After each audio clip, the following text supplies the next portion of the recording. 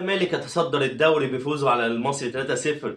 النهارده لقاء جامد جدا لعماد النحاس طبعا مع انبي ان شاء الله الساعه 8. ومشاكل محمود الخطيب وحاجات جامده جدا هنتكلم عليها. السلام عليكم ورحمه الله وبركاته، اهلا بكم في ملعب السينيور. قبل ما نبدا حلقتنا نصلي على سيدنا محمد عليه افضل الصلاه والسلام، نعمل اشتراك للقناه، نعمل لايكات، وبسم الله الرحمن الرحيم.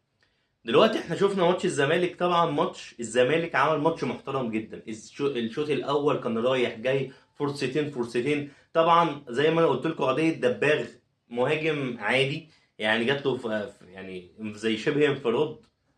في ايه يا قضيه؟ مش عارف يعني انت ايه يا ناصر ماهر، انت بتوترني ليه كده يا عم؟ انت بتحطني في حاجه زي شبه كده يعني. وجاب جون قال محدش كلمني ومش عارف ايه وبتاع، مع ان الجون فاضي يعني. الجون فوق اي حد هيجيبها جون يعني، ما فيهاش اي ابداع. دي حاجه. بس يعني الماتش كان حلو. الزمالك عمل ماتش محترم. المصري كان فيه صربعه، في لهوجه في التلت الهجومي، مش عارف ليه.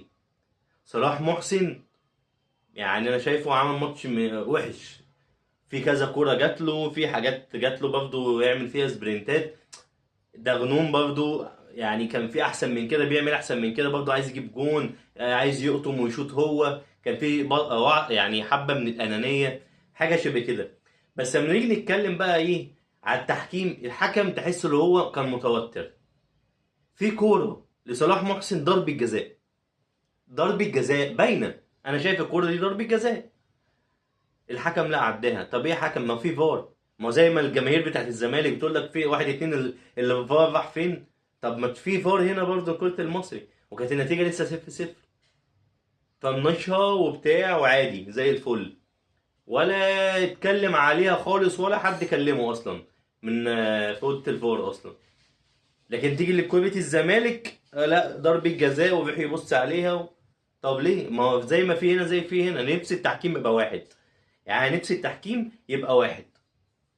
بس زي ما انا قلت لكم يا جماعه، ارقصوا صامبا. خوان الفينا دلوقتي انا شايفه خلاص يعني. هو بقى يعني هو الزمالك، هو خطوره الزمالك كلها بتيجي من خوان الفينا. الولا بيعدي من قدامك 3 4، انا هروح لكم، قلبه جايبه ويروح سريع وهو صغير كده مش عارف ايه، ياخد الكوره وهو مهاري الصراحه. هو بقى حته برازيليه كده، لا مهاري، بيعرف يراوغ صح، بيعرف يقتحم مش عارف ايه بتاع. حتى الكوره بتاعت عمر جابر بتاعت الجون، اتكعبل واتضغط وفي اختلال في التوازن بتاع جسمه، عرف برضه يغمزها بسن الجزمه لعمر جابر. يعني عرف يطلع الكوره وهو مضغوط عليه وهيقع والكوره تتقطع منه، عرف يطلعها. عمر جابر طبعا حط كوره ايه ولا احلى فيرود، وش رجلك الخارجي كده في البعيده. الصراحه جون كان كويس جدا. الزمالك يعني الف مبروك، نادي الزمالك عملت ماتش محترم، يستاهلوا الفوز، يستاهلوا الصداره. طبعا ما تكلمنيش انا متصدر، دي الكلمه بتاعت الزمالك. ويقول لك لا ولا كابتن مدحت عبد العال الزمالك ركب الدوري ولما بيركب ما بينزلش. الاهلي هيخسر النهارده من انبي. ايه يا كابتن؟ في واحده واحده علينا، في واحده علينا مش كده. ان شاء الله الاهلي باذن الله الماتشين بتوعه لعب 4 ماتشات، الزمالك لعب 6. الاهلي هيفوز في الماتشين بتوعنا. وفي ماتش انا والزمالك مع بعضينا دوت الاسبوع التاسع، هنشوف ايه اللي هيحصل. يعني الماتشين بتوعنا دول لما يتلعبوا الاسبوع التاسع على طول انا والزمالك، هنشوف بقى مين فينا هيتربع على الصداره. ساعتها بقى نسقف للي هيتربع على الصداره، هنقول لك ايوه الله ينور. مين فينا بقى اللي بيضحك في الاخر؟ مين فينا اللي متصدر؟ مين فينا اللي ما تكلمنيش انا متصدر؟ ساعتها نتكلم. طبعا عندنا ماتش النهارده النادي الاهلي مع انبي. طبعا ماتش جامد جدا. ماتش يعني الكابتن عماد النحاس دي مش اول مره. يعني احنا شفنا كابتن عماد النحاس في المشكله برضو الاخيره بتاعت الموسم اللي فات لما دار 5 مطوشه، وعمل اداء كويس جدا محترم ونواتج جامده جدا 4-0 و6-0. كان نواتج فظيعه كان عاملها. طبعا ده اختبار تاني ليه، هو قدها وقدود لحد ما نشوف. طبعا المدربين الاقاويل كترت دوت لا طب ده صعب ومش عارف ايه، طب ده بنفكر فيه، طب دوت مش عارف ايه، وكلام واقاويل كتيره جدا كانت بتدور حوالين المدرب. طبعا كابتن محمود الخطيب ده خبر زعل كل الاهلاويه، ان هو ما يترشحش لرئاسه النادي الاهلي، واللي هو يعتذر عن النادي الاهلي وحاجات كتيره جدا. الواحد زعلان جدا جدا. انا مش متخيل النادي الاهلي من غير محمود الخطيب. انا شايف كده. فتيجي طبعا تشوف الاجتماع الاخير لكابتن محمود الخطيب مع اللعيبه في ملعب مختار التتش، وهو بيكلمهم: انتوا اسامي، الاهلي هيفضل اهلي، وانتم وانتم وانتم، وانا قلت الكلام ده قبل كده ومش عايز اقوله تاني، وكلام وتهديدات جامده جدا للعيبه. يعني الصراحه ادى كلام محترم، كلام محترم لكل لعيب، واداهم حته كده حماس عشان خاطر يفوقوا يركزوا ويبقى عندهم ادراك باللي هم فيه وبالنعمه اللي هم فيها. لان انا اول مره اشوف الاهلي، شوف كام ماتش لنهايته ماتش بيراميدز، اول مره اشوف النادي الاهلي بالروح دي. النادي الاهلي طول عمره بيلعب بروح الفانيلا الحمراء. احنا شفنا في بيراميدز بايعين الماتش كده، مالهمش نفس يلعبوا، استسلموا للماتش. فين؟ مش ده الاهلي. احنا اخدنا على الاهلي لحد الدقيقه 90 ان شاء الله خسرانين خمسه، لحد اخر ثانيه بنقاوح وبنكافح وعايزين نجيب نسجل اهداف. مش كده.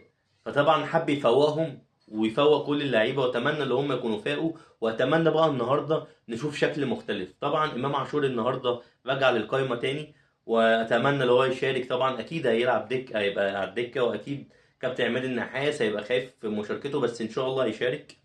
عندنا مروان عطيه بقى راجع، عندنا بقى ديانج.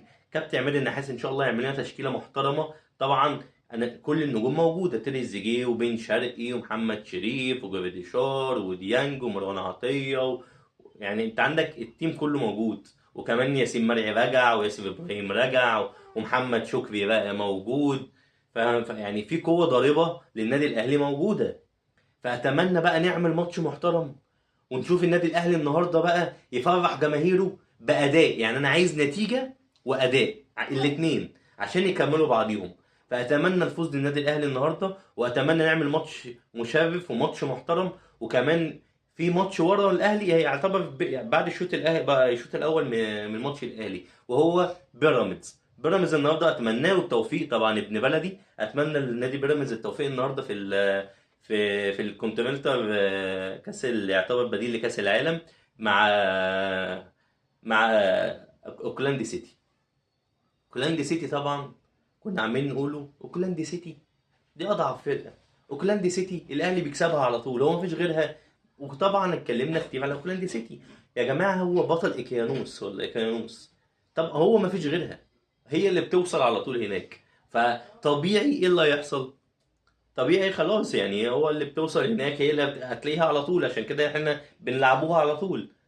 اوكلاند سيتي فريق تعبان. اتمنى الفوز طبعا لبيراميدز. كده كده الماتش في الدفاع الجوي، وكل العوامل لنادي بيراميدز، وكل التوفيق لنادي بيراميدز. لان نادي بيراميدز ان شاء الله هيخلص من اوكلاند سيتي، هيبقى فيه تقريبا يوم 24 حاجه زي كده من الشهر اللي احنا فيه، هيروح السعوديه لاهلي جده، طبعا بطل اسيا. فهنشوف طبعا ان بيراميدز هتعمل ايه، ربنا معاها.